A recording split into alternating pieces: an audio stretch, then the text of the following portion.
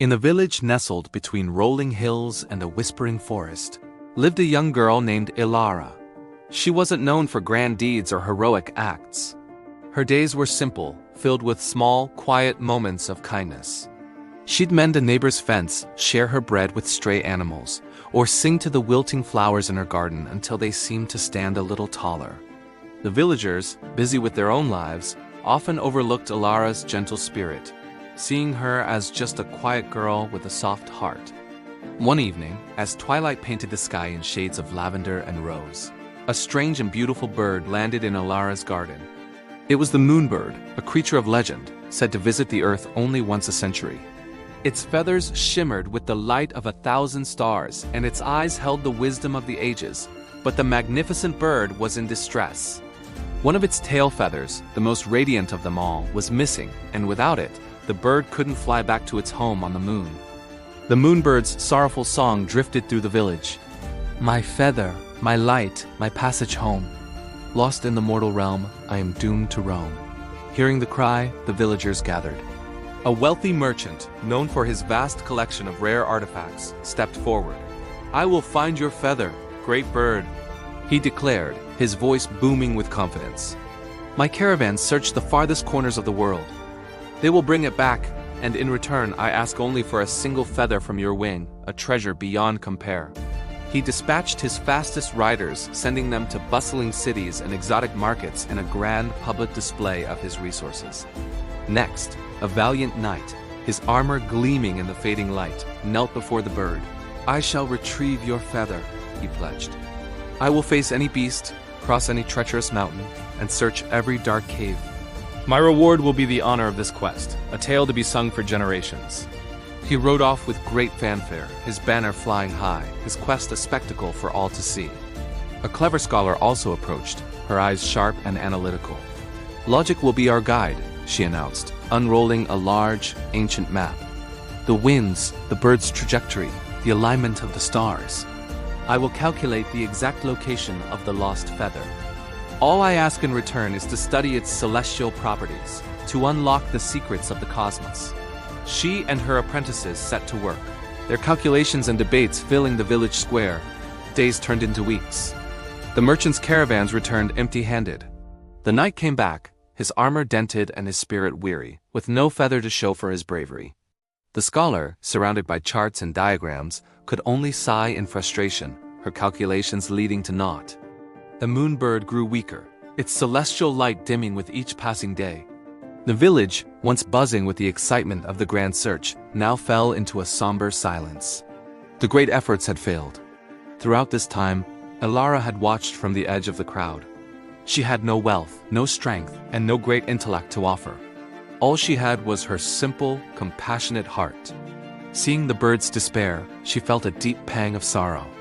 She couldn't embark on a grand quest, but she could offer what little comfort she had. Every day, Ilara would go to the garden where the moonbird sat forlornly. She didn't make bold promises. Instead, she brought it the freshest, clearest water from the village well. She gathered the sweetest berries from the forest, the ones the other birds loved, and laid them gently before it. She would sit quietly nearby, humming the same soft tunes she sang to her flowers, her voice a gentle melody against the backdrop of the world's indifference. She cleaned its perch and spoke to it in soft, reassuring tones. You are not alone, she would whisper. Even in the darkness, there is still kindness. The moonbird, which had ignored the grand declarations of the others, began to respond to Ilara. It would turn its head to listen to her songs. It would dip its beak into the water she brought. A flicker of its former light seemed to return to its eyes whenever she was near. Her simple, consistent care was a balm to its weary soul. One afternoon, while tending to a patch of struggling moon blossoms near her cottage, Ilara noticed something. The old gnarled oak tree that bordered her garden had a small hollow knot in its trunk. It was a spot she often overlooked. But today, a faint silvery light seemed to pulse from within it. Her heart skipped a beat. Curious, she reached a gentle hand inside. Her fingers brushed against something unbelievably soft and warm. Slowly, carefully, she drew it out. It was the lost feather. It glowed with the soft, pure light of the full moon, more beautiful than anything she had ever imagined. It hadn't been lost in a distant land or a dangerous cave. It had simply been caught by the wind and nestled safely in the old oak tree, right there in her own garden, all along.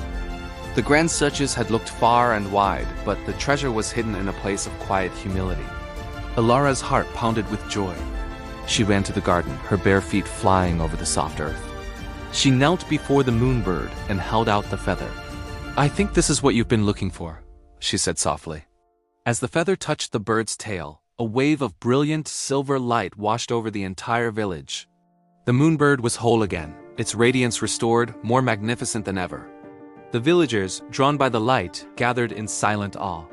The merchant, the knight, and the scholar watched, humbled, as the creature they had failed to help now prepared for its journey home. The moonbird turned its wise, ancient eyes to Ilara. It did not speak in words, but a feeling of profound gratitude flowed from it, washing over her like warm sunlight. It was a feeling of peace, joy, and a blessing deeper than any worldly treasure. Then, the bird dipped its head and gently plucked not one, but 3 small shimmering feathers from its wing. They floated down and landed softly in Ilara's open hands. They were not as grand as the lost tail feather, but they glowed with a gentle, comforting light of their own. With a final joyful cry that echoed like celestial music, the moonbird spread its wings and soared into the sky, a silver comet streaking towards the moon, leaving a trail of stardust in its wake. The merchant offered Ilara a fortune for just one of the feathers, but she politely refused. The knight offered to be her sworn protector, and the scholar begged to study them. Ilara thanked them, but she kept the feathers. She didn't see them as trophies or tools. To her, they were a simple reminder. From that day on, nothing in Ilara's life outwardly changed. She still lived in her small cottage, tended her garden, and shared her bread. But her flowers bloomed brighter than any others in the village. Her songs seemed to carry a little more hope. And when she walked through the village, people no longer overlooked her. They saw the girl whose quiet, simple kindness had succeeded where wealth, strength, and knowledge had failed. Ilara learned that you don't need to be loud to be heard or powerful to make a difference. Sometimes the smallest acts of kindness, offered with a pure heart, are the ones that bring the biggest, most unexpected blessings. Thank you so much for watching. If you enjoyed this story, don't forget to like, subscribe, and share it with someone who might need a little reminder that their kindness matters. See you next time.